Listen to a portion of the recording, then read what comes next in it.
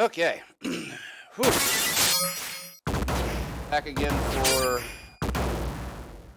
my last selection of runs. Down the volume a little bit, I guess a bit loud in my ears. Let me know if that sounds okay. Alright, happy Sunday, RGL. Big GG's to Murph for his runs this morning. Since he closed us out with a couple of Konami beat-em-ups, I'm gonna open. Yeah, that's on me. I'm not feeling too well as of yesterday. I'll go a little bit higher, but I can't. It's not gonna improve that much.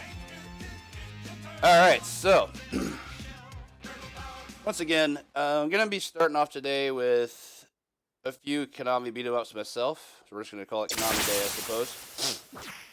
That's of a Contra from yesterday. So to lead us off, this is my first time getting to run this for the Coin-Op Classic, since I now have a pretty decent amount of confidence for this game, which means I probably just jinxed myself.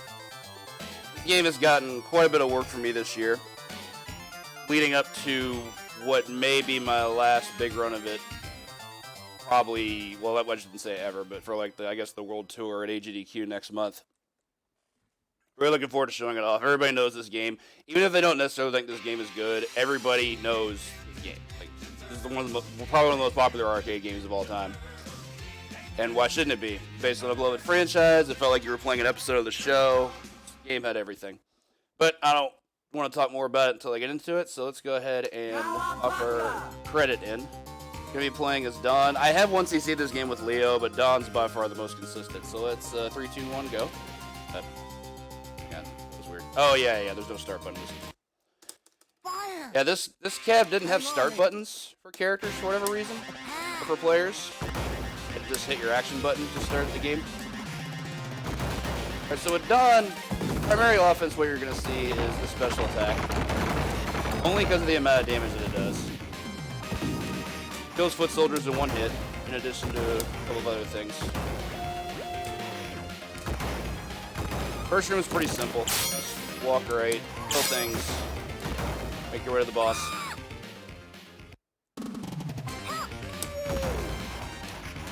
Alright, this guy's being a troll, so I have to take a moment to take care of him. Okay, that was a bit better. Alright, so I'll start getting more into the mechanics after I finish off Rocksteady. There should be a quick kill I could do on him. Hopefully as soon as he pops out. He's the first hit, but that's okay. If I stay close to him, he can't do anything to me. Just like so. Go rescue April, or not, because here's Shredder. And Dawn was right there to reach out and grab her, but I guess that wasn't something he was taught in Ninja Academy. Okay, so get a bit more to the mechanics. You saw me doing a throw as well. Throw is very good. I'd use it more often if it didn't have a cooldown period.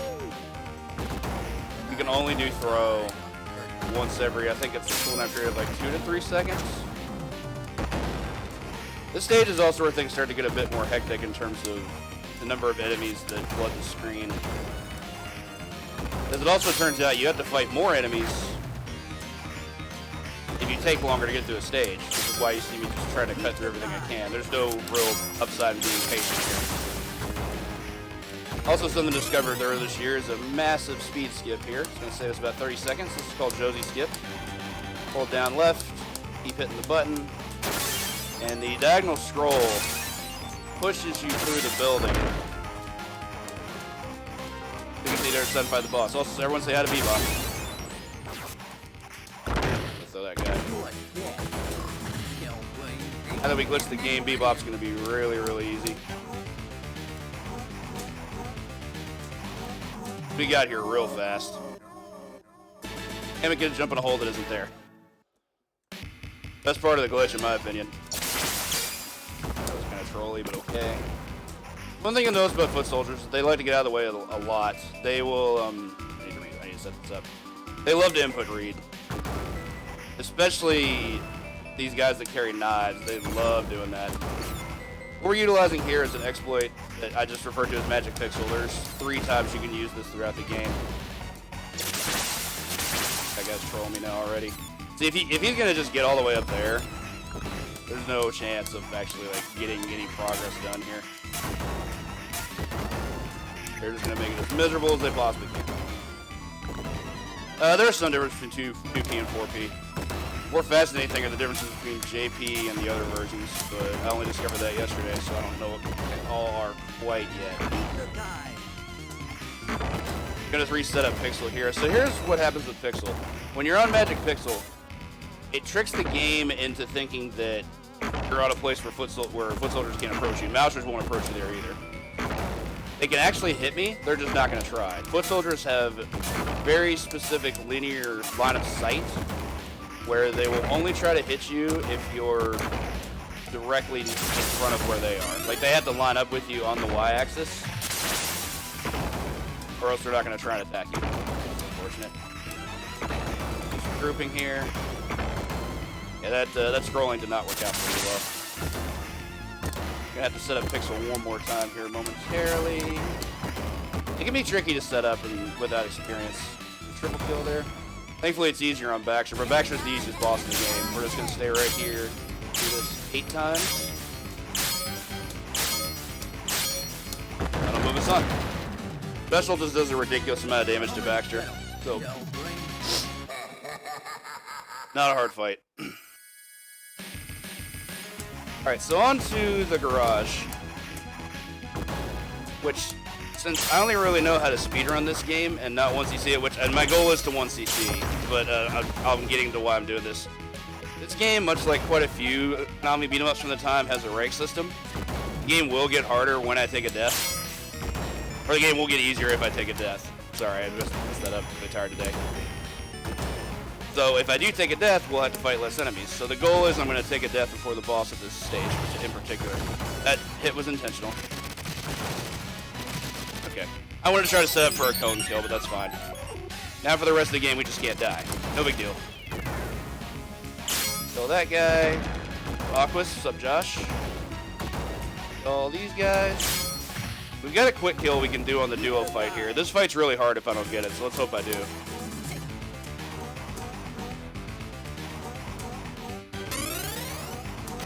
Easy peasy.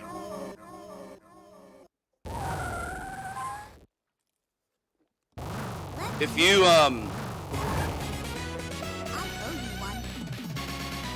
you don't take that death in that stage, that quick kill on those two is not possible. Like, you actually just can't do it. They have more health. It takes more hits to knock them down. It's not a thing you're allowed to do. Go ahead and waltz on by here. The streets is an interesting stage.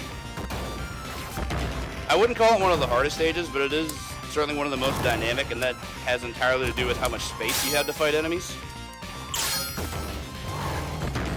From what was pointed out in regards to the coin score, the thing you also have to remember is, for speed purposes, I can finish this game in under 20 minutes, that's my estimate, but if I hadn't taken the death, this game would take probably 40 minutes plus. Not really interested in that. Not really interested in just like waiting around, baiting enemies around, letting them do their thing, etc., etc. Go ahead and take this, let the car roll in. And at the end of the day, as long as I don't take another death, it's still going to be a 1cc. Yeah, when I remember Josh was the first person to actually get to see 1cc this game in a stream, and at the time those strats weren't really known. Discovered quite a bit of this later on myself. Though Josie skip goes entirely to Josie Kondambu. She discovered that, she turned the run into what it is today. Prior to that, I think my PB was like a 25-minute 1cc, thereabouts. So in the skateboard stage, you can chill out at the top, and you're completely invincible to machine gun fire. So that's another example of Magic Pixel. That's number 2. And here I'm just hoping for good luck. This stage is a total auto-scroller, and there's a time scam to it. There can only be 4 enemies on screen at a time. Right now we've got 3. The 4th one we get is completely random. What I'm hoping is that it's not going to be a helicopter. Okay, it's not. That's awesome. It's like super duper good. I really want to hit the guy with the fan. So what we're doing at this point is I'm waiting for an audio cue where I can end the stage. And to end the stage just means that I'm just going to wait till the enemies are at that point of the stage where I can beat them, and we're just going to end it. To go into a little bit about things I discovered about the JP version of TMNT, since it's being talked about, there actually are some differences between JP and the other versions. This is the world version I'm playing here, which is the most common version you're going to find. In the JP version of this game, you actually can scroll the screen faster in basic stages. Like, the first stage and I think the streets are the biggest examples of that, or like the biggest examples of like how you can save time by just scrolling the screen a lot quicker. But the downside is enemies are a lot faster and a lot more aggressive and a lot more difficult. So the credit feed run's probably faster, but the 1cc run not so much. All right, and that's going to give me my should be good. All right, cool, we're in there.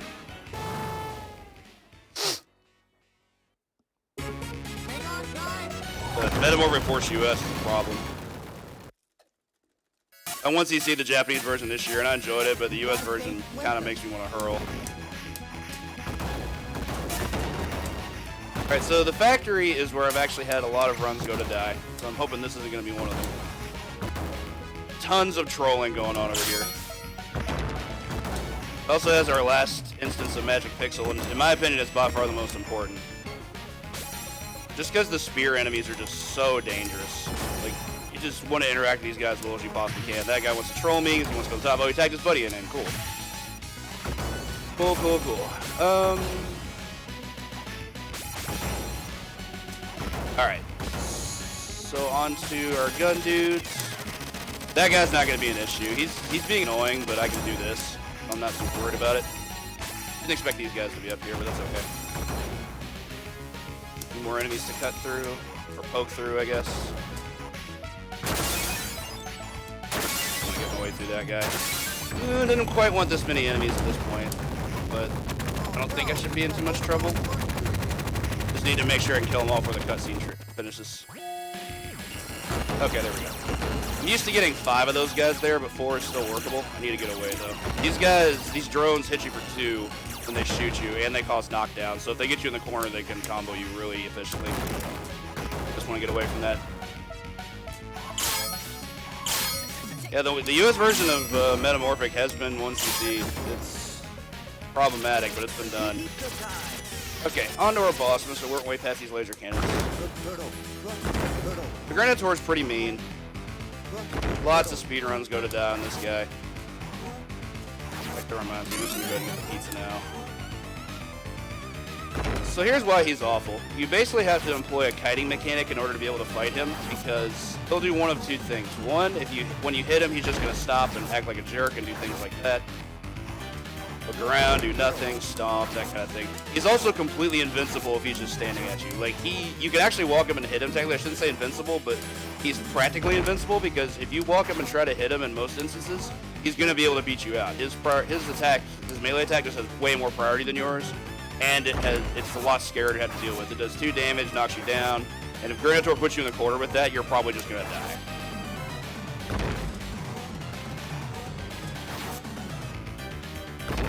What I'm hoping he does is he just walks towards me, hence why I'm trying to kite this.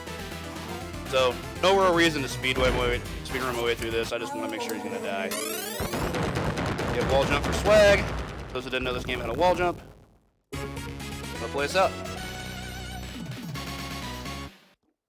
Thank you, Mike Tuttle. Props to Mike Tuttle. There it is.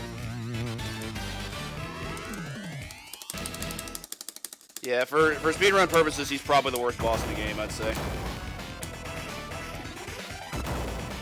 Okay, so on to the Technodrome. This is actually the hardest stage, even if it's not my least favorite. It has a lot of problems, particularly in how you arrange enemies. This segment in particular is my least favorite of the entire level. These spear guys just have to go. Like, they're my #1 priority as soon as they get in the room. Oh, that was rude. I'm working my way past the beam. Oh well, we got rid of them. These guys just hit them like they're coming out of a clown car.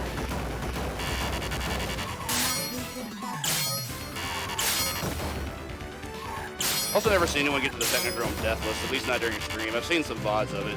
Pretty wild. Lots of enemies. So for these ice raids, I'm just going to manipulate to where I can work my way past them. That's just movement that I've practiced. It's not super hard, but prior to me messing around with how to be able to maneuver way through that and be able to manipulate the ice rays the way I wanted it to, that segment was very, very difficult, and it's killed me a number of times. Like a good number of times. Okay, so no real speed here. I just want to make sure all these guys die. Cool, get a triple kill there. Let these Rodneys swarm in. Rodneys are pretty free to dive kick. Just make sure they loop around, wait till they stop, and then with a dive. It only takes 2. Last segment here is a little spotty. Ooh, I don't think I've ever gotten a triple kill on the spear soldiers. That was gnarly. Okay, so for Trag, I think it's going to work out a bit similarly to what we had with Granitor. The upside of the Trag fight is that you start the fight fighting him horizontal rather than vertical, so you can actually do this little juke movement. He is going to hit me eventually, but I'm fine with that because I can just collect his pizza. Now I can just resort to this. This one's a little bit more forgiving than the Granitor fight because Trag is so fast. You can clearly tell that by how fast he's moving, he definitely gets on the treadmill once or twice. I'm just going to let him chase me and I'm going to hit him. Another thing I should note, no matter what attack you use on a set of 3 bosses, those being Granitor, Trag, and Krang, no matter what attack you use, all your attacks do the same damage. So whether I do poke or whether I do special, he would only be taking 1 damage. It just takes a specific number of hits to be able to kill him, not the amount of health, per se. Alright, on to Krang. Casually, probably one of the hardest fights in the game, but honestly, this fight is completely solved. It's another kiting fight, but Krang is always aggressive. Like, unlike the Stone Warriors, he doesn't actually stop moving. He's always going to chase me, so I can just kite him along the way from right to left and then back to the right. And as long as I nail those cross-up dive kicks, he shouldn't really be an issue. He is scary. Like, his attacks are terrifying. Like, you don't want to get hit by them at all.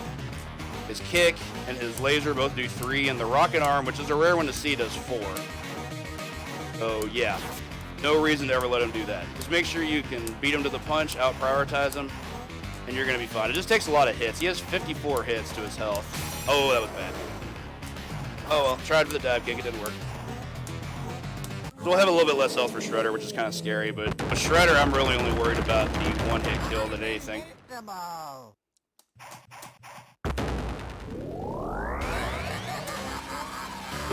Right, okay. Don't expect to trade that. Though with Shredder, I'm going to use an exploit in this game that you can use to make sure that one of them just stays out of the fight as much as it can. So we got the fake one exposed, which is good. I think it was actually Josh that first showed me the strat, so big props to him. The idea is we want the fake one to be able to go to the wall so we don't ever have to deal with him again. By taking off his helmet, what happens then is he no longer has the capability of doing that one-shot laser attack, which is mutagen, turns you into a baby turtle. But what he's doing is he's trying to walk his way around me to be able to flank me, and he's never going to be able to do that because he's stuck against the wall. So we just get to fight Shredder 1v1. Oh yeah, his duck is ridiculous, and he gets a free punish out of it if you try to attack him with something that was like not a normal. The beam has an interesting hitbox. As long as you're directly out of his way, you're usually fine. Although I'm not gonna lie, I'm a little scared since I don't have a lot of room to work with. Thanks to the fake one's vertical position. Yo, that was terrifying actually. I almost didn't recover from that in time. All right, let me be a little bit more quiet. There's not really much else to say about Shredder in terms of what you're. Aside from what you're already seeing here, so.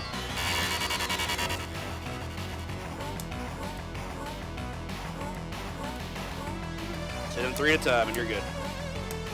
You can make it go faster by using special, but while it does do more damage, it's also excessively risky because if he ducks it, he gets to punish you, and if he decides to do beam, you're probably just dead.